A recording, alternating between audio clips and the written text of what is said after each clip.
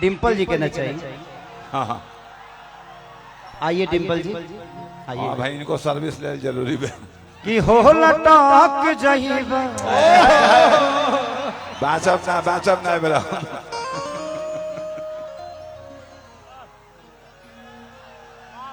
कि शाम है धुआ धुआ अरे धुआं फेंको लाइट वाले। छोड़ी दर्द बाब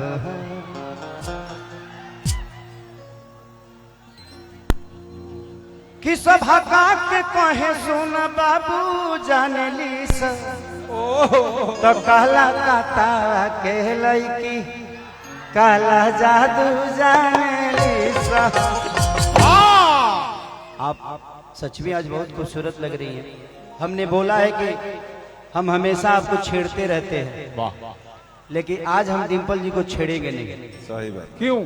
क्योंकि छेड़ने के लिए हम कल्लू बाबा को बुलाए। यो तैयारी है मेरे। आप छेड़ दीजिएगा, हम बर्दाश्त कर लेंगे। हम ना बोले कुछ।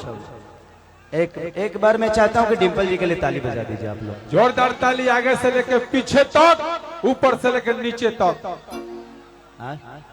रे अथी कहाँ भाई एलम सरवा। हाँ तू ना बोलबो तो ना चिन्हबो। का करे देख रहे पैसा ली ले तो मुंह से मत बोल। काठी से बोल। पर्दा के पीछे से बोलो। तो कौन सा गाना गाते बताओ आप लोग। हाँ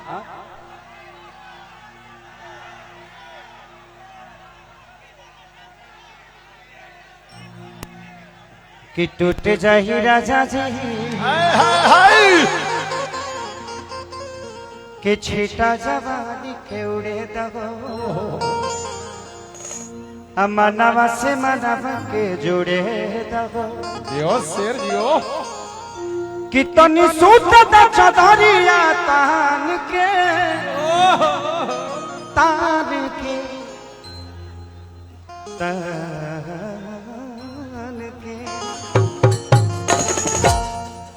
तो टूट जाही राजा जी। ये गाते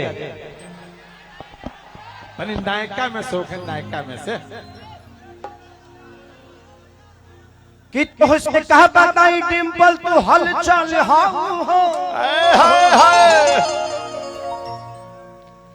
तू तो सब कलाकारी के समस्या के हाल हो। बाबा छोटे का हो बानी हम चिंता मत करो। कि जनता निकाला पिन्ह के तू सब कर मोती मारेलू। आ केहू के ब्रेकअप हो जाला तो तू ही संभारे दो। तसल्ली देती हो कि मैं हूँ, दोस्त आपकी है। एक सेकंड, आपने ये तो बोल दिया इन लोगों को मजा मिल गया। सुनिए सुनिए, आपने अच्छे वे में बोला। देखा लाइट कट गई हमरा बेरा, पावर खत्म। लाइट को भी डर है मेरे से, समझे? जल्दी बारो जल्दी बारो। चालू कर जनरेटर।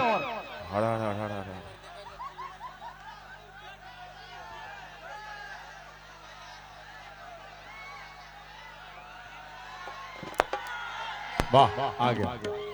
आपने तो बोल दिया, आपने अच्छे वे में बोला, क्योंकि दोस्त का ही सहारा दोस्त होता है और हर किसी का हर कोई रिस्पेक्ट करता है।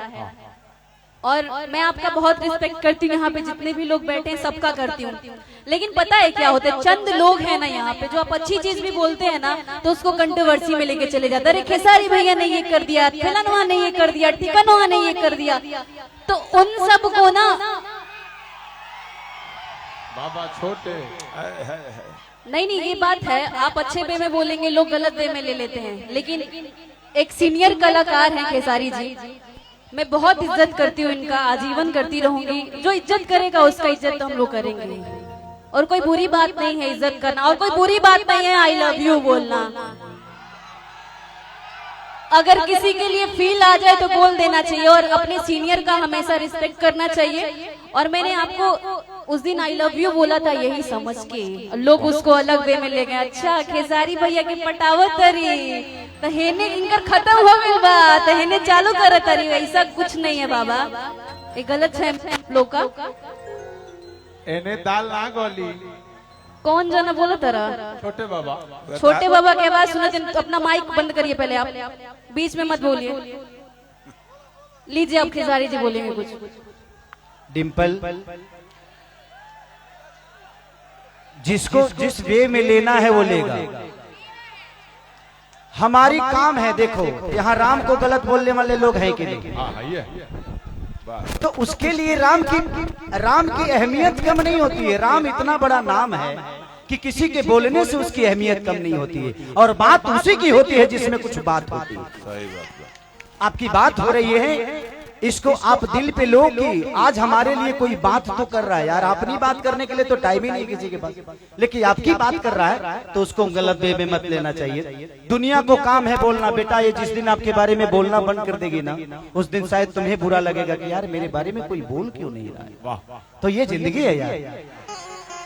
तो कोशिश करिए कि आपके बारे में जितना लोग बोले उतना ही अच्छा है। जिस दिन बोलना बंद करेंगे उस दिन बुरा होगा कि यार मेरे बारे में कोई बोल नहीं रहा है। सही बात, सही बात। कोई बात नहीं, वो सब हमें नहीं बोलना है, हम लोगों को नहीं बोलना। ये सब हमारी जनता है और सम्मानित है। कोई बात नहीं, हम जानते थे। कोई बात नहीं बेटा। अच्छा जितना आना है उतना ही आओगे ना, फिर क्या करोगे? फिर तो प्रॉब्लम होगा ना। बाबू जितने भी हमारे बाउंसर हैं प्यार से उन लोग को बैठने तो कोई दिक्कत नहीं है, बट लाठी डंडा मत चलाना किसी पे। सब अपने भाई हैं, सब लोगों का सम्मान है, सब लोग गांव के लोग हैं, घर के लोग हैं। एक आवश्यक सूचना है, पंकज भैया का लड़का कहीं खो गया है। मन्नत, हमारे पंकज भैया का लड़का कहीं खो गया है, चाहे कहीं सो गया है। प्रशासन के लोग अपने लोगों से आग्रह करूंगा कि मन्नत बाबू कि छीटा जवानी के उड़े मनवा से मनवा के जुड़े दहो। कितनी सूरत चदरिया कहानी के, हरी कहानी की, कहानी की।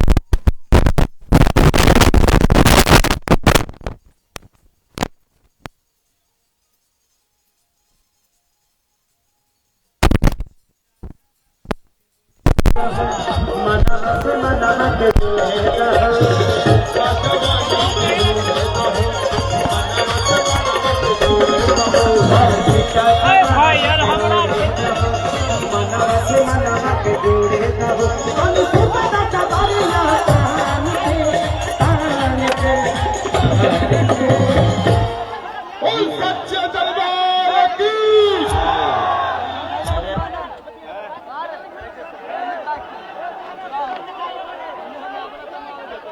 4 देखिए भैया, अब यहीं से देखिए ना, आ गए ना, आगे जाके क्या कीजिए।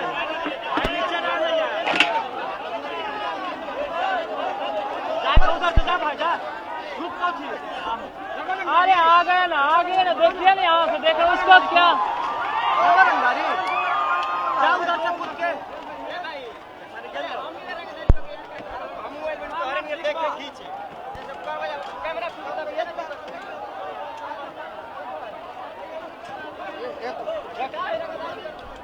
हाँ भगाओ भगाओ सब भगाओ।